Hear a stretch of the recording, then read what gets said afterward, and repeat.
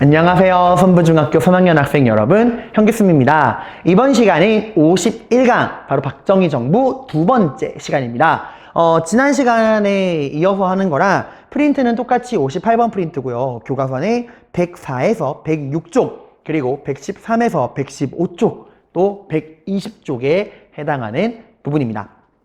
자, 여러분, 이승만 정부와 마찬가지로 박정희 정부도 뭐랑 뭐로 나누어 공부해야 한다? 정치와 경제로 나누어 공부해야 한다. 정치는 뭐와의 싸움? 독재와의 싸움. 독재를 위해서 어떤 식으로 개헌, 법을 바꾸었는가, 그 독재를 위한 움직임, 그리고 그 독재를 위한 움직임에 우리가 어떻게 저항했는가, 이렇게 정치사를 공부하게 될 겁니다. 그리고 나서 경제 넘어갈 건데, 박정희 정부는 정치도 중요하지만 경제도 굉장히 중요해요. 특히 박정희 정부 양이 굉장히 많다 그랬죠, 여러분들. 대한민국 5대부터 9대 대통령이 박정희고 16년을 대통령을 했어요. 그래서 굉장히 양이 많습니다. 그러니까 체계적으로 차근차근 정리하셔야 돼요. 자, 우리 지난 시간 배운 내용부터 간단하게 정리하고 이번 시간 내용 나가 보도록 하겠습니다. 자, 우리 지난 시간 박정희 정부의 정치 공부하다 말았어요. 자, 대한민국 최초의 시민혁명 4.19 혁명이 일어나면서 이승만 정부가 무너지고 장면 정부가 들어오게 됩니다. 장면 정부는 정권을 잡고 3차 개헌, 세 번째로 헌법을 바꿉니다. 1, 2차 개헌은 이승만 정부 때 있었죠. 1차 개헌은 발췌 개헌, 대통령 간선제를 직선제로 바꾸는 거였고, 2차 개헌은 4.4.5입 개헌이라 그래서 초대 대통령 이승만에 한하여 중임 제한을 철폐한다는 거였죠. 3차 개헌은 이런 말도 안 되는 일들이 일어나지 않게 하기 위해서는 대통령의 권한을 축소시켜야 한다. 그리고 대통령의 권한을 국회의원과 총리들에게 다수에게 나누어 주어야 한다. 권력을 분산시키자 해서 가장 많은 국회의원을 배출한 정당이 책임지고 내각, 정부를 이끌어가라. 의원 내각제. 다수의 정당의 의원들이 권력을 나누어 가지는 내각 책임제 의원 내각제를 도입하게 됩니다. 이거 킬링 포인트야, 의외로. 선지에서 내각 책임제 의원 내각제 나오면은 오직 장면 정부밖에 없어. 다른 정부는 이거 해당 안 됩니다. 그래서 실권은 누구에게 있는 거야? 다수당의 총리인 국무총리에게 있는 거예요. 그래서 대통령은 윤보선이었지만 우리가 윤보선 정부라고 말하는 게 아니라 국무총리인 실권을 쥐고 있던 국무총리 장면의 이름을 따서 장면정부라고 이야기했죠. 그 다음에 장면정부는 4차 개헌을 통해서 3.15 부정선거자를 소급 처벌하는 그런 개헌을 단행하게 됩니다. 그러나 장면정부는 무능했어요. 4.19 혁명 이후에 터져나온 각계각층의 요구를 제대로 받아들일 능력도 안 되고, 권력을 잡고 나서 민주당이 또 자기들끼리 싸우느라 분열하게 됩니다. 사회 혼란을 전혀 수습하지 못했다라는 거예요. 이런 상황에서 등장한 게 바로 누구다? 육군소장 박정희다. 박정희는 61년 5월 16일 날 본인을 따르는 군인들을 이끌고 반란을 통해서 정권을 뒤집어 엎어버립니다. 군사 쿠데타 반란이 일어나요. 이게 바로 5.16 군사 반란, 군사 정변입니다. 여러분, 제가 쓰는 용어는 교과서에 있는 용어를 그대로 쓰는 거예요. 저의 개인적 감정이 담겨 있는 게 아닙니다, 여러분들. 근데 이 군사 반란을 통해서 권력을 잡았는데, 어쨌건 여러분 이거 욕먹을 짓인 거 맞잖아. 군인의 임무, 나라를 외적의 침입으로부터 나라와 국민을 지키는 건데, 지금 그 군인들이 정부를 뒤엎은 거예요. 그래서 박정희가 말한 거지. 나는 사사로운 욕심으로 반란을 일으킨 게 아니다. 내가 반란을 일으킨 이유는 뭐다?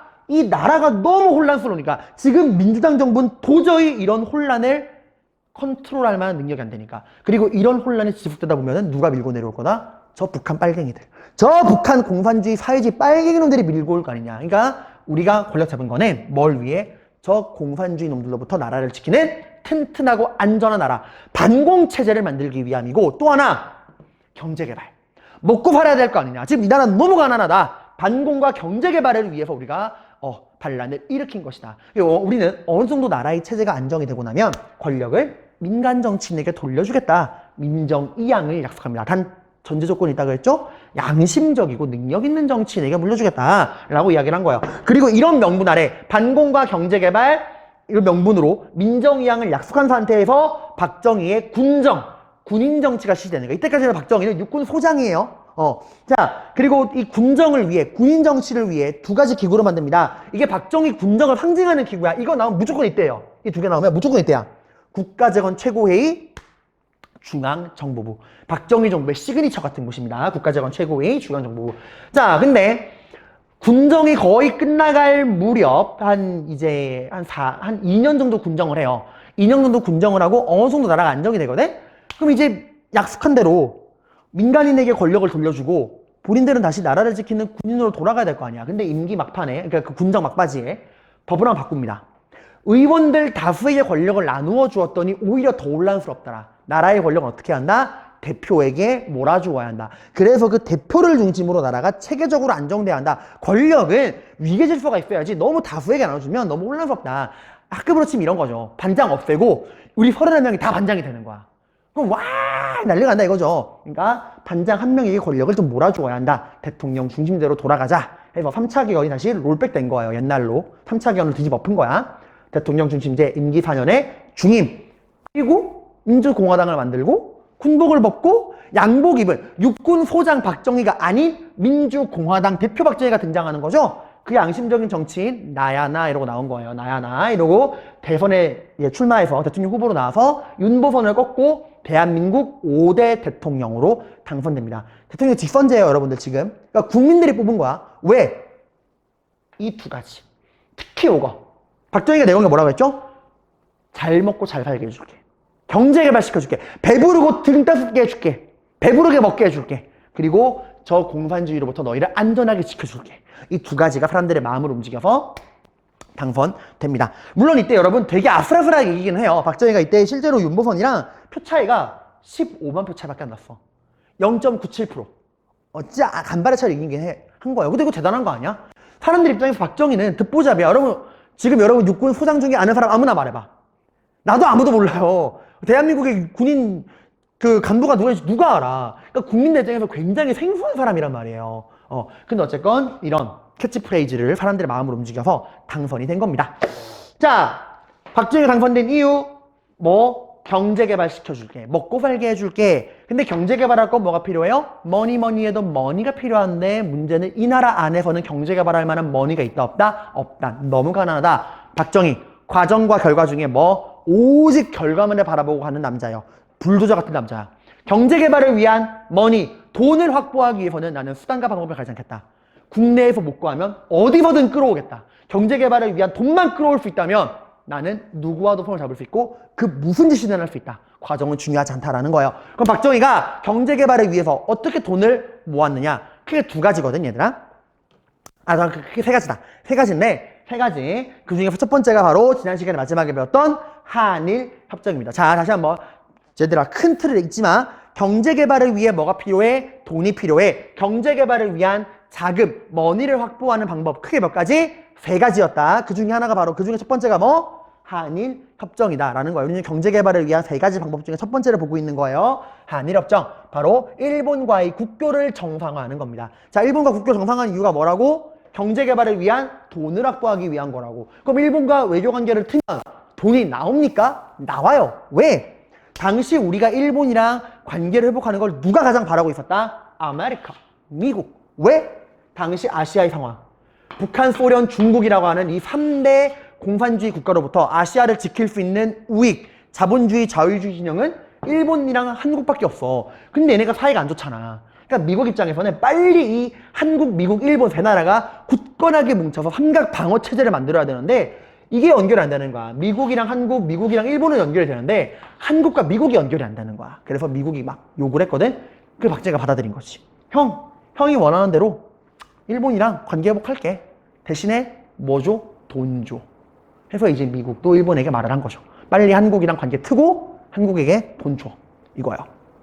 자, 그래서 어쨌건 한미일 삼각 방어 체제를 만들어서 북한, 소련, 중국을 견제하고 싶은 저 아시아를 한미일 공동 안보 체제로 만들어서 지키고 싶은 미국의 요구로 이제 우리가 일본과 관계를 회복하게 됩니다. 자, 근데 여러분 이게 쉬운 문제가 아니에요. 여러분 요즘엔 특히 더 많이 와닿죠? 요즘엔 좀 덜하지만 우리 얼마 전까지만 해도 노 재팬, 가지 않겠습니다, 사지 않겠습니다 하고 일본에 대한 그런 불매운동이 벌어졌잖아. 우리랑 일본의 그 감정은 여러분 정말 심각하죠. 근데 지금보다 이때는 더 심했지 얘들아. 일제강점기를 겪은 사람들이 다 살아있을 때야 얘들아. 지금 60 몇 년이냐면 지금 65년이야. 우리 광복한 게 몇 년이요? 45년이야. 광복한 지 20년밖에 안 된 거야. 35년의 식민지배를 똑똑히 기억하고 있다고 사람들이. 그런 상황에서 우리가 일본과 이제부터 관계를 회복하겠습니다. 외교 관계를 트겠습니다 하면 사람이 난리가 난단 말이야. 뭐야? 우리 아내, 우리 엄마, 우리 누나 위안부로 끌려가서 죽었는데, 우리 형, 우리 아빠, 우리 오빠 일본에게 징용당해 가서 죽었는데 일본이랑 관계를 회복해? 으아! 이렇게 된단 말이야, 얘들아. 그래서 공개적으로 못 만나. 어떻게 이제 그 관계를 회복할 것이냐. 그리고 말했잖아. 우리가 원하는 건 뭐야? 돈. 그럼 외교 관계를 회복하는 대가로 얼마의 돈을 일본이 한국에게 줄 것이냐. 이런 예민한 문제들 있잖아. 뭐 어떻게 사과할 것이냐, 뭐 어떻게 할 것이냐. 야, 관계 회복할 거면 논의할 거 얼마나 많겠니? 생각해봐. 당장 떠오르는 거 뭐야? 우리가 일본이랑 관계 회복할 거면. 그래, 일본이 뭐부터 해야 돼? 사과해야 될 거 아니야. 그리고 그 사과하는 대가로 돈 얼마나 줄 거냐. 이런 문제들, 그런 문제 어떻게 할 것이냐를 공개적으로 못하고 비밀회담을 맺어요. 당시 우리 한국의 대표가 여기 나오는 김종필. 여러분들에게는 유명한 사람이 아니지만 옛날 어른들에게는 굉장히 유명한 사람이에요. 김종필. 지금은 돌아가셨어. 지금은 고인이 되셨지만 한국 대표가 김종필이고 일본 대표가 오히라였어요. 오히라. 이 둘이 비밀회담을 해. 이때 얼마나 조심스럽게 회담을 했냐면은 호텔에 만나서 하는데 대화를 안 한다? 뭐라 하는지 알아? 필담. 종이에다가 한국의 요구 조건은 뭐요? 딱 적어서 보내면은 이제 그걸 보고서 또 우리도 이게 종이로 왔다 갔다 했어. 도청당할까봐. 근데 세상에 영원한 비밀은 없죠.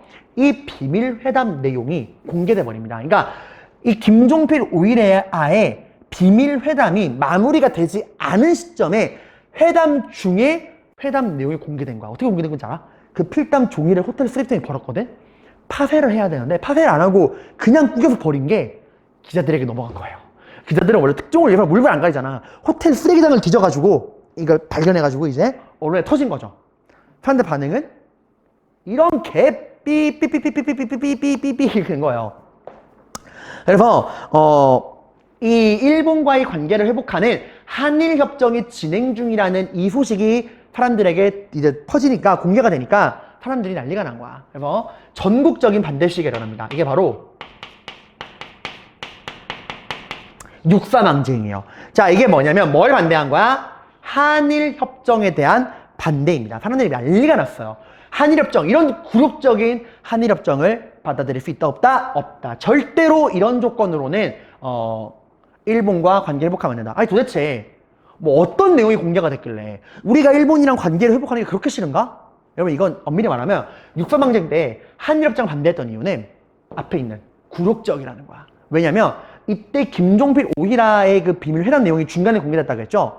이때 공개된 내용이 사람들이 받아들일 수 없는 내용이었어. 그러니까 우리가 일본과 관계를 회복하는 대가로 일본에게 받는 그 조건들이 있을 거 아니에요.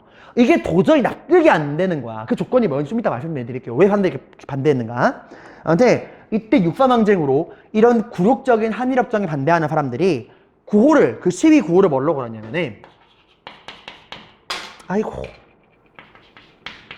민족적 민주주의의 장례식이다 라고 하는 구호를 겁니다. 이거 잘 기억해두세요. 왜냐면 나중에 뒤에 한국적 민주주의란 말이 나오거든? 구분해야 돼. 일단 이 민족적 민주주의라는 게 뭐냐면 박정희가 대통령 되고 나서 내걸었던 구호야.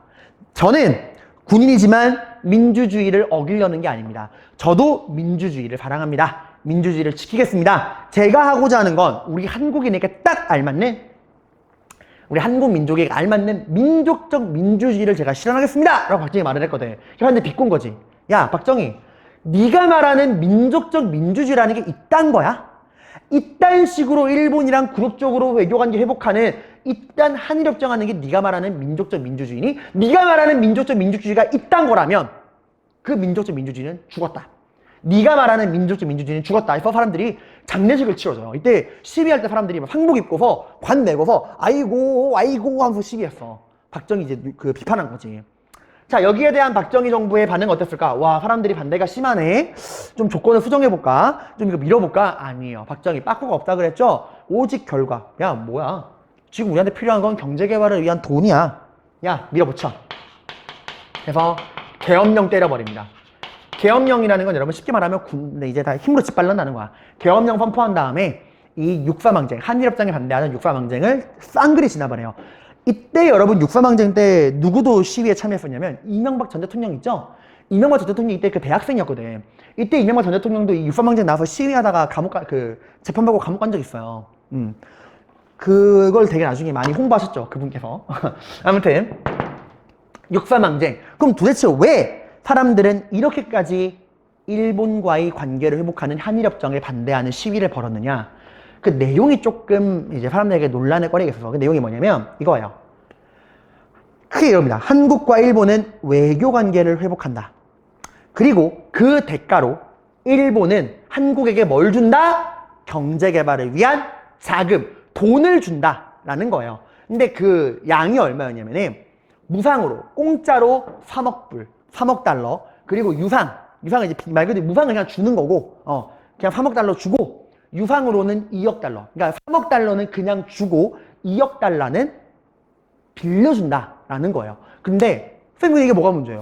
아니, 그래. 우리한테는 지금 경제 개발을 위한 돈이 필요하고, 일본과 이제, 화해하는 대가로, 외교관계를, 외교관계를 회복하는 대가로, 일본은 우리한테 필요한 경제개발 돈을 준다며요. 공짜로 3억 달러에 2억 달러 빌려준다고? 이건 우리 뭐 서로 윈윈 아닌가? 그렇잖아. 우리는 지금 경제개발을 위한 돈이 필요하고 일본은 우리랑 외교관계 회복하는 대가로 우리한테 돈을 주고 이런 서로 윈윈 아닌가 싶을 텐데 이 돈을 주는 명분이 문제예요. 여러분 아까 제가 말했죠. 35년 우리가 굉장히 긴 시간 동안 배웠습니다. 기억하시죠? 35년 동안 일본이 우리를 어떻게 지배했는지. 무단 통치, 문화 통치, 민족 말살 통치, 토지조사 사업, 회사령, 산미증식 계획, 평창기지화 정책. 정말 우리나라 사람들은 말할 수 없는 고통을 당했어요. 그죠? 그러면 그 35년간의 식민 지배 이후에 일본과 우리가 외교관계를 회복한다면, 화해하고서 외교관계 정상을 돌린다면 일본은 우리에게 뭐부터 해야죠? 그쵸? 사과해야 될 거 아니야. 35년 동안 우리를 그 괴롭힌 그 잘못에 대한 사과를 해야 될 거 아니에요. 근데 이 한일협정에는 일본이 우리나라를 35년 동안 식민 지배한 거에 대한 사과랑 배상이 없습니다. 그럼 이 돈은 뭘로 주는지 알아? 야, 그 진짜 미안하다. 우리가 35년 동안 진짜 못할 짓 했지. 진짜 미안해. 우리가 진짜 너희한테 못할 짓 많이 했어. 이걸로 뭐 당연히 돈으로 이게 용서 안 되겠다. 우리가 너희에게 한 잘못을 조금이라도 사죄했으면 좋겠어. 이런 식으로 준 게 아니야. 이 돈을 준 거는 일본이 우리에 대한 사과의 대가로 준 게 아니에요. 그럼 뭐냐면 이거예요. 야, 축하한다. 독립했다며? 축하해. 독립한 거. 뭐 축하해. 뭐 독립했으니까. 그럼 축하금이야. 그러니까 마치 가게 개업식 가서 이번에 신장 개업했어요. 축하드립니다. 번창하세요. 이러고 돈 주는 거 똑같은 거야. 일본은 우리에게 사과랑 배상의 명목으로 돈을 준 게 아니라요. 축하금. Congratulations. 독립 축하금으로 준 거예요. 여러분 이게 비유하면 어떤 거야? 살인자가, 강간범이 자기가 죽인 사람의 장례식에 가서 자기가 강간한 사람 앞에 가서 이번에 퇴원했다며요. 이번에 뭐 장례식 한다며요. 뭐 좋은 데 가서요. 좋은 데 쓰세요. 돈 준 거야 얘들아. 이 돈은 일본이 우리한테 식민 지배에 대해 사과하고 준 돈이 아닙니다. 축하금이에요. 얘가 이거 비꼬는 거지. 야 축하해. 여기 돈이야. 3억 달러. 여기 2억 달러. 받을래? 박정희는 과정이 아니라 결과겠죠. 무슨 이유가 됐건 어떤 이유가 됐건 일단 뭘 준 게 중요한 거다. 돈을 받은 게 중요한 게 아니냐. 경제개발에서 돈이 필요하다 해서 돈을 받게 됩니다. 이것 때문에 사람들이 같이 만지면 그때 어이가 없는 거지. 사과도 없이 축하금으로 주는 돈을 받는 한일협정을 한다고 받아들일 수 없다 이거였어요. 아무튼 또 어떤 문제도 있느냐. 어쨌든 독립 축하금이라는 것도 있고 또 지금 이 돈을 받았지. 이 돈을 누가 받는 거야? 대한민국 정부가 받는 거예요. 정부가 지금 일본에게 독립 축하금의 명목으로 공짜로 3억 달러 그 유상으로는 2억 달러 받는 거지. 이걸로 끝이야. 그 말은 뭐냐면 일제강점기 때 여러분 굉장히 많은 피해자들이 있었죠. 위안부 할머니들, 뭐 강제징병 당하신 분, 강제징용 당하신 분 정말 많은 피해자들이 있었잖아. 근데 그 개인에 대한 보상은 이제 하지 않겠다는 거야. 그냥 이 돈, 너희 대한민국 정부가 우리 식민 지배에 대한 축하금으로, 그러니까 독립 이후에 식민 지배 이후 독립된 축하금으로서 3억 달러랑 2억 달러 받아갔지? 이걸로 끝이야. 이제 너희 정부가 대표로 돈을 받아갔으니까 우리 일본 정부는 너희 대한민국에 있는 개개인, 그러니까 위안부, 징병, 징용자 같은 식민 지배 개인 피해자들에겐 배상할 의무가 없어. 너희 대한민국 정부가 대표로 돈 받는 걸로 끝낸 거야. 이거예요. 그러니까 이제 우리는 이 이후에 개인, 그 위안부 할머니라든가 징병, 징용자들 같은 개인은 더 이상 일본에게 피해 배상을 청구할 만한 권리가 사라진 거예요. 정부가 대표로 돈을 받은 거야. 그래서 위안부 강제징용 노동자 문제 해결이 안 됩니다. 그래서 여러분, 일본이 지금도 우리랑 매번 싸우잖아, 얘들아. 위안부 사과해라, 돈 내놔라, 뭐 강제징용, 징용한 사람들 월급 줘라 이러잖아요. 일본은 계속 같은 말해. 야, 니네 기억 안 나? 야, 65년 때 우리 한일국교 정상화하고 한일협정 하면서 니네 나라 대통령이 박정희가 돈 받아갔잖아. 그때 분명히 대한민국 정부가 대표로 돈 받는다고 하고서 개인 청구권은 사라진다며. 근데 왜 이제 와가지고 이 늙은 할머니들이랑 이 늙은 노인네들은 왜 돈 달라고 저러는 거야? 돈 받아갔잖아. 이걸로 끝낸다며. 왜 딴 말해? 이게 일본 말이에요. 여러분들. 정말 여러분, 유감스러운 말이지만 법적으로는 오히려 일본은 여러분 하자될 게 없어요. 이미 도장 찍혀 있거든. 개인 청구권 소멸에. 그래서 지금도 이렇게 문제가 되는 거야. 그리고 독도 문제. 이것도 해결 안 됐어요. 독도 누구 땅인지 언급을 안 합니다. 아예. 그리고 일제강점기 35년 동안 일본이 엄청나게 많은 문화를 뺏어가거든. 얘들아, 우리나라 문화재 우리나라보다 일본 더 많이 있어요. 그거를 반환하는 문제도 협의 안 해. 예민한 문제잖아. 아예 이거는 논의도 하지 않습니다. 그래서 지금도 독도가 누구 땅이냐? 다케시마냐 독도냐? 약탈문화재, 오죽하면 약탈문화재 털어오자는 영화가 나올겠니? 도굴에. 그런 영화가 나오잖아. 일본에 빼앗긴 문화재 털어오자 이러고. 그러니까 여러분, 이런 거예요. 자, 어쨌건 이런 걸 다 집어치우고 박정희는 오직 결과, 돈. 결과 뭐예요?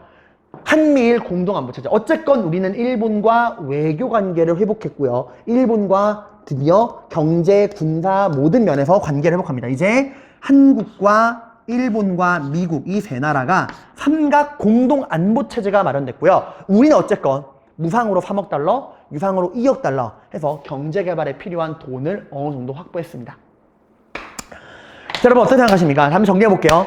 자, 경제개발을 위해서는 돈이 필요하다. 그 돈을 확보하는 방법은 크게 세 가지였다. 그 중에 첫 번째가 바로 한일국교 정상화, 한일협정이었다. 일본과 외교관계 회복하는 거였다. 왜? 돈 필요하니까. 누가 요구했다? 미국이 한미일 공동안보체제를 위해서 빨리 일본과 우리나라가 화해하길 원했다. 박정희가 받아들였다. 그래서 김종필 오이라가 어떤 식으로 관계 회복할 것이냐를 회담을 했는데 그 내용이 공개됐다. 그 내용이 뭐야? 이거야. 일본은 경제협력에 자금을 제공한다. 무상으로 3억, 유상으로 2억.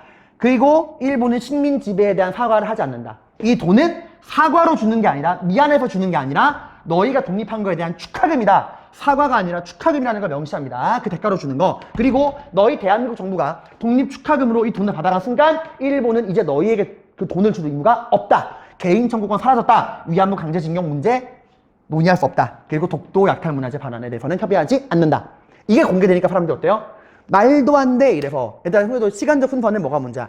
육사망쟁이 먼저야. 이게 아직 맺어지기가 아니라 이걸 논의하는 과정에서 내용이 스포일러가 돼서 사람들이 먼저 반대 시위를 한 거예요. 이런 조건으로는 한일협정 맺을 수 없다 해서 육사망쟁이 먼저 터지는 거야. 민족적 민주주의의 장례식이란 이름으로 육사망쟁이 터지고, 이걸 진압하고서 얘들아, 이걸 진압하고 뭐가 맺어진 거야? 한일협정이 맺어진 거예요. 오케이? 자, 그러면 이거에 관해서는 여러분들이 어떻게 생각을 하시나요? 과정이냐 결과냐?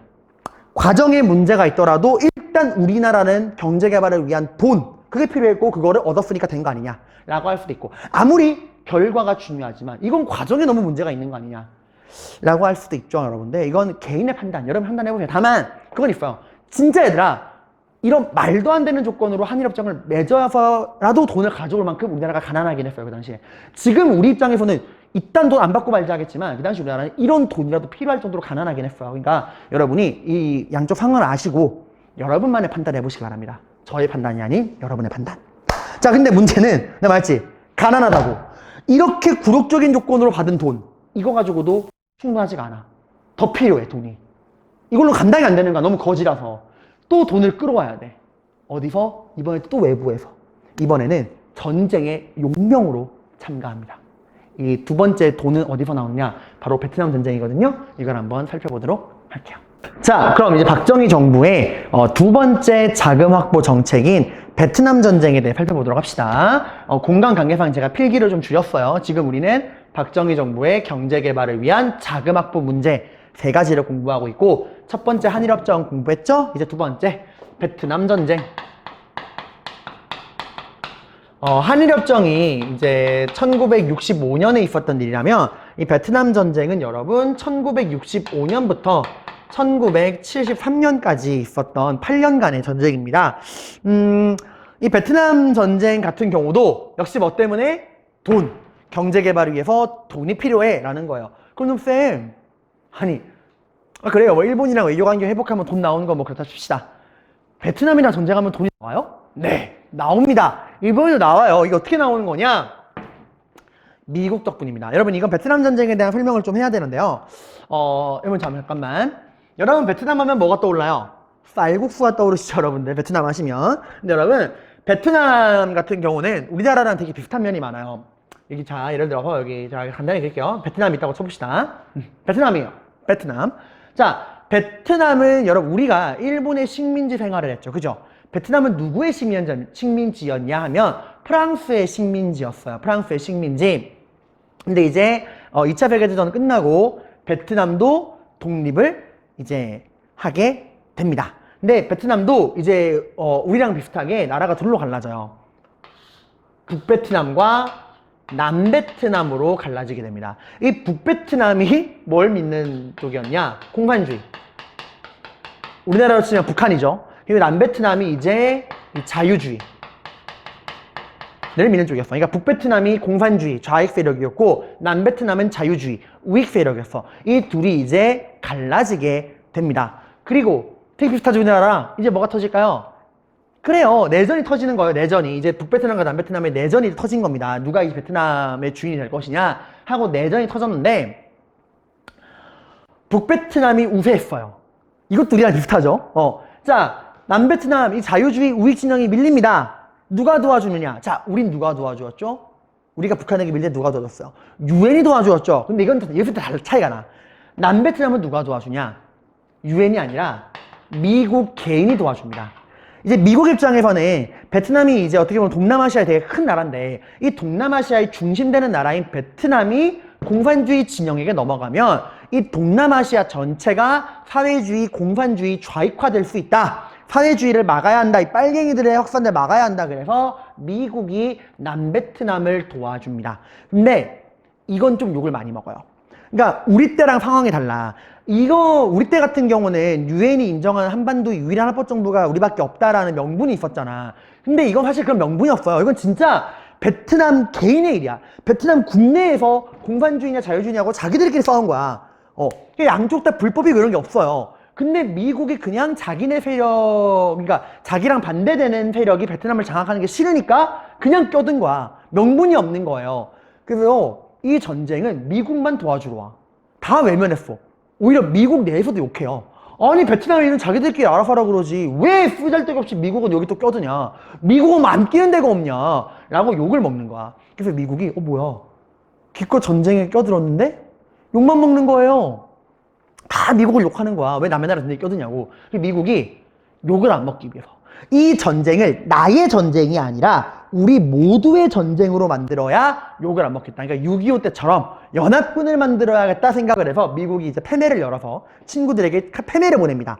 야 누구누구야 우리 같이 남베트남을 저 공산주의로부터 지키지 않을래? 하고 막 보낸 거야. 다 씹어요.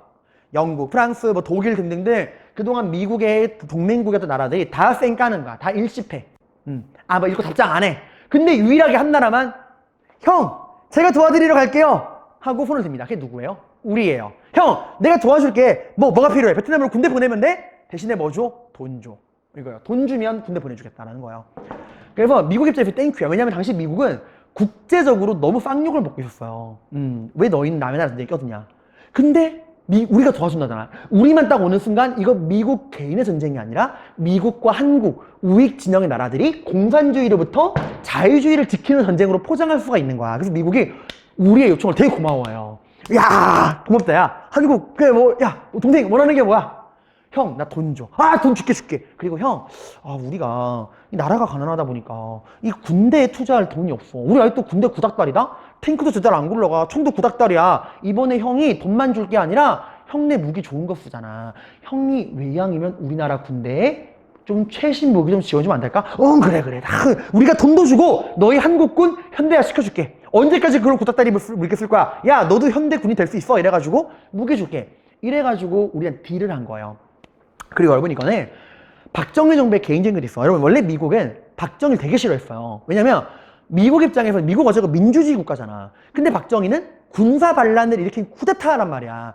군인 반란이란 말이에요. 그래서 원래 미국은 박정희를 되게 의심했어. 박정희가 예전에 남로당 출신이기도 했고. 그래가지고 박정희는 미국으로부터 인정받고 싶어 했어요. 그래서 한일협정도 급하게 한 거야. 미국이 원하니까. 어떻게든 미국 마음에 들어야 되거든. 그러니까 이번에도 미국의 요청을 받으니까 그 알아? 슬픈 거 뭔지 알아? 아, 왜 내 말 잘못했다. 베트남 전쟁 때 미국은 원래 우리한테 말도 안 했어요.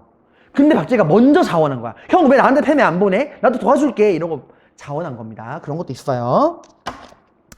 자, 결국 봐봐. 베트남 전쟁도 뭐라고? 우린 뭐가 필요해? 형, 군대 보내줄 테니까 뭐 줘? 돈 줘.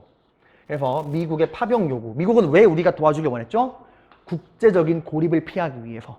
나의 전쟁이 아니라 우리의 전쟁이 되고 싶어 한다고 했죠. 그래서 자, 우리가 말했지. 형, 군대 보낼 테니까 뭐 줘? 돈 줘. 해달라는 거 다 해줄게. 미국도 그래요. 제발 군대만 보내줘. 해달라는 거 다 해줄게. 그게 바로 뭐냐? 이게 바로 그 유명한, 이걸 알아둬야 얘들아. 브라운 각서예요. 이게 여러분 어디 나오냐면은 뒷장에 보시면, 프리드 뒷장에 보시면은 그 생각을 키우는 자료 해가지고 왼쪽 위에 한일협정 나오고, 이건 여러분 개인적으로 살펴봐야 돼. 한일협정 이거 꼭 봐요 여러분들. 그 아래 베트남 파병에 따른 미국의 지원, 이래서 사료 읽기 브라운 각서 보이시죠? 이 브라운 각서 그럼 뭐라고 나와? 미국은 파병 비용을 부담하고, 이제 우리가 베트남 전쟁에 군대를 보내는 파병 비용을 미국이 부담하고 뭘 지원한대? 한국군의 현대화를 지원한대. 그리고 베트남에 주둔하고 있는 한국군의 사업과 현지 사업에 다 참여시켜준대. 거기다가 미국은 한국에 군사원전한 차관을 제안한대. 그러니까 군대 보내면 해달라는 거 다 해줄게. 군대 좀 보내줘 이거예요. 그게 바로 뭐야? 브라운 각서야. 브라운이 누구냐? 브라운이 뭐 그런 게 아니고 여러분들, 당시 미 국방부 장관 이름이 브라운이에요. 그 브라운이 각서를 써준 거야. 한국에 군대만 보내면 해달라는 거 다 해줄게. 그게 바로 뭐냐? 방금 봤듯이 한국군의 현대화. 당시 우리나라는 군사력이 형편없었어. 지금이야 세계 10대 군사 강국이지. 이때 우리나라는 진짜 나라에 돈이 없으니까 군대도 발전 안 되는 거야. 미국이 최신의 무기를 지원해서 한국군을 현대화 시켜주겠다. 그리고 뭐 주겠다? 경제개발을 위한 돈 줄게. 돈도 주고 무기도 줄 테니까 군대 보내. 그리고 또 하나, 여러분, 베트남은 전쟁의 무대가, 여러분 기억나요? 6.25 전쟁 때 가장 큰 경제적 이득을 본 게 누구야? 우리의 이웃나라인 일본이었죠. 이번에도 마찬가지야. 베트남이 전쟁통이 되면 베트남이 초토화될 거 아니야. 그 베트남을 복구시키기 위해서 여러 가지 사업이 필요할 거 아니야. 뭐 도로도 만들어야 되고 건물도 만들어야 되고. 그거 다 한국 기업들에게 시켜주겠다. 너희 한국 기업들에게 베트남에 뭐 깔아야 되는 도로 건물 설치하게 해주겠다. 해서 우리나라가 돈을 많이 벌어. 마치 6.25 때 일본이 돈을 벌듯 베트남 전쟁 때는 우리가 엄청나게 많은 돈을 법니다. 그래서 우리나라가 군대 많이 보내요. 그게 베트남 전쟁입니다. 사실 여러분 냉정히 말하면 남의 나라 전쟁에 돈 받고 용병으로 간 거예요. 가서 싸웁니다. 근데 이때 되게 문제가 많았던 게, 여러분 베트남 전쟁 봐봐. 몇 년 동안 이어져? 8년. 상상이 가요 여러분? 그 북베트남이 미국과 한국, 남베트남 연합군을 상대로 8년을 버틴 거야. 거기다가 또 놀라운 거 뭔지 알아요? 이 전쟁은 누구의 승리로 끝나는지 알아? 이겨요. 6.25랑 달라 얘들아. 그러면 이때 미국에서 이미 컴퓨터가 발명이 됐거든. 미국의 컴퓨터가 베트남 전쟁에 미국이 베트남 전쟁에 왜 껴들었냐면은, 미국은 전쟁을 길어봤자 1년 안에 끝낼 수 있을 거라 생각했어요. 당시 컴퓨터가 확률을 계산했거든. 북베트남이 미국을 상대로 이길 수 있는 확률 1%가 안 돼. 0.000몇 몇 프로인 거야. 그러니까 그냥 미국이 상대가 안 될 정도로 강해. 그냥 이길 줄 알았어. 근데 못 이긴 거야. 그래서 도와달라고 한 거예요. 왜 못 이기냐? 베트남은 밀림이에요. 그 야자수 나무 있죠, 봐. 밀림 지역이라서 미국이 자랑하는 그 화력전이 안 돼. 그 베트콩, 흔히 게릴라전이라고 그러죠. 그 밀림지대 숨어가지고 막 게릴라전 펼치니까 미국이 이걸 감당이 안 되는 거야. 베트남은 독종이에요. 그래서 이제 우리나라가 간 건데, 우리나라도 고생하는 거 마찬가지야. 이때 얘들아, 베트남 전쟁 때 어떤 문제가 있었냐? 일단 우린 돈을 얻긴 했지. 근데 라이따이안, 고엽제 이런 문제들이 생깁니다. 일단 고엽제가 뭐냐면, 아까 말했죠. 베트남 전쟁 때 미국이 고생한 이후 베트남이 밀림 지역이라서 미국이 화력전이 안 돼. 폭격이 안 되는 거야. 그럼 어떻게? 밀림을 철거하면 되지. 그래서 비행기로 고엽제라는 걸 살포합니다. 이게 뭐냐면 농약이라고 말하기도 힘들어요. 거의 독극물이야. 이게 고엽제가 식물을 말라 죽이는 독극물이야. 이걸 베트남 전역에 빡 살포해가지고 베트남 밀림 지역 없애려고 그런 거거든. 근데 문제 이런 거야. 예를 들어서 우리나라 군인들 수십만 명이 가거든요.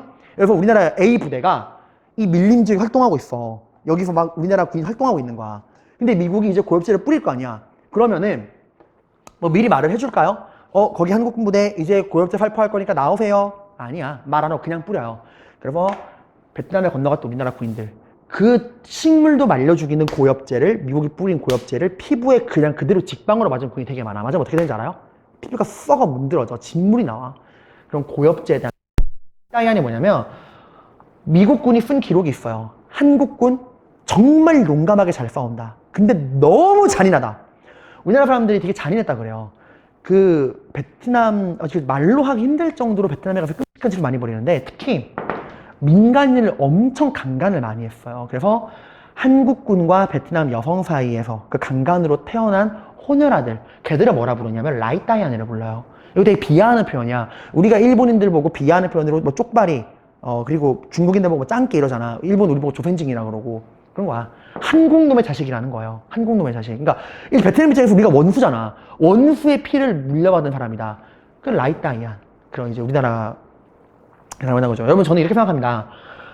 우리 위안부 얘기하면 화나죠? 일본인들, 군인들이 우리나라 민간 여성을 강간한 거잖아. 화가 나죠? 사과해야 되죠, 일본이 우리한테. 우리가 일본에게 위안부 사과를 요청할 거면 우리도 이거 사과해야 돼요. 우리나라 군인들이 얼마나 베트남 여성들 강간 많이 했는데. 지금도 라이따이안 문제 왜 심각한지 알아? 전쟁 끝나고 우리나라 군인 돌아왔잖아. 그럼 여기 남겨진 베트남 여성이랑 그 자식들은 평생 손가락질 받는 거야. 저거 한국놈한테 강간받아 태어나 한국놈의 피가 흐르는 자식이라고. 이런 문제가 있습니다. 아무튼 이것도 여러분 판단해 보세요. 과정이냐 결과냐. 과정을 중시한다면 문제가 있지만 결과적으로는 우리는 돈도 얻고 무기도 받고 베트남에 진출됐어. 과정이냐 결과냐. 어쨌건 이 베트남 전쟁에 참전한 대가로 우리는 많은 돈을 받아요. 근데 이걸로도 사실 좀 더 모자라. 너무 가난하니까. 그래서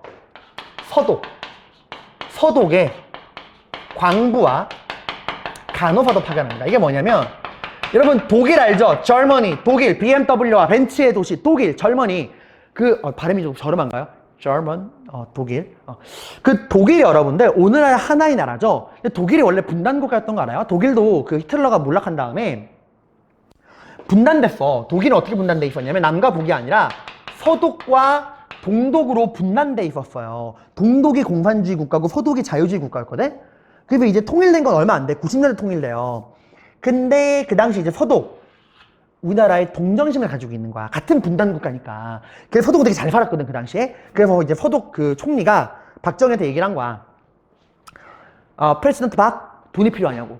돈이 필요하면 너희 한국 노동자들을 우리에게 보내줘라. 그럼 우리가 돈을 주겠다. 라고 합니다. 그럼 이제 누굴 보내냐? 당시 독일은 잘 살다 보니까 노동자들이 하기 싫어하는 일이 있어. 마치 오늘날도 여러분, 솔직히 우리나라 잘 사니까. 우리나라 사람들이 하기 힘든, 더럽고 위험하고 힘든, dirty, dangerous 이런 그 위험한 그 3D 업종이라고 그러죠. 그런 거 누가 해? 다 외국인 노동자들이 하잖아. 여러분이 무시하네. 그럼 안 돼요, 여러분들. 우리도 이때 외국인 노동자였어. 독일인들이, 잘 가는 독일인들이 하기 싫어하는 거. 땅굴 파고 들어가서 석탄 캐는 광부. 간호사. 간호사를 왜 신어요? 그냥 간호사가 아니야. 시체 닦는 간호사. 정신병원, 노인병원 간호사. 그런 하기 싫어하는 광부랑 간호사의 인력을 보내주면 돈을 주겠다. 해서 우리나라에서 이거 모집하거든? 경쟁이 치열했을까? 없었을까? 오늘날 같으면 여러분 독일 가서 광부를 대라, 시사다나 간호사 대라. 갈 거예요? 미쳤다고 가? 이때는 서로 가려고 그랬어요. 여러분 영화 국제시장 보셨나요?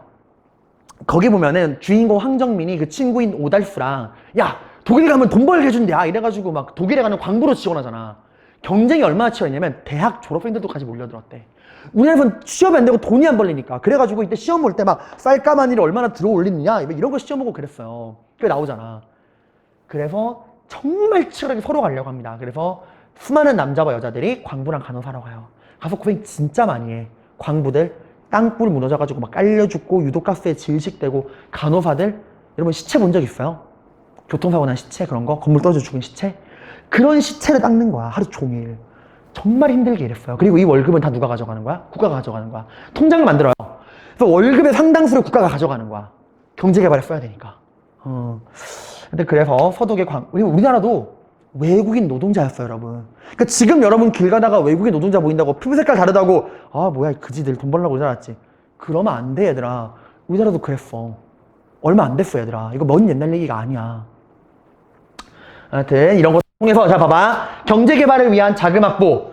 한일협정, 베트남 전쟁, 브라운 각서 기억하세요. 베트남 전쟁, 서독의 광부 간호사 파견, 이런 것들을 통해서 우리는 정말 돈을 있는 대로 긁어 모읍니다. 그리고 이 돈으로 이제 뭐 할까요? 경제 개발을 합니다. 이 돈으로 경제 개발을 어떻게 하는가, 이거에 대한 내용을 좀 보도록 할게요. 자, 여러분, 원래 더 나가려고 했는데 이렇게 하면 너무 좀 애매하게 끊길 것 같아서 여기까지 하는 걸로 하겠습니다. 자, 여러분, 우리 이번 시간에는 주로 배웠던 게 박정희 정부가 경제 개발을 위해서 어떻게 자금을 마련했는가, 이걸 주로 배웠죠, 여러분들. 자, 박정희 정부는 애초에 권력을 잡았던 것 자체가 경제 개발과 반공이라고 하는 걸 내세운 거였잖아요.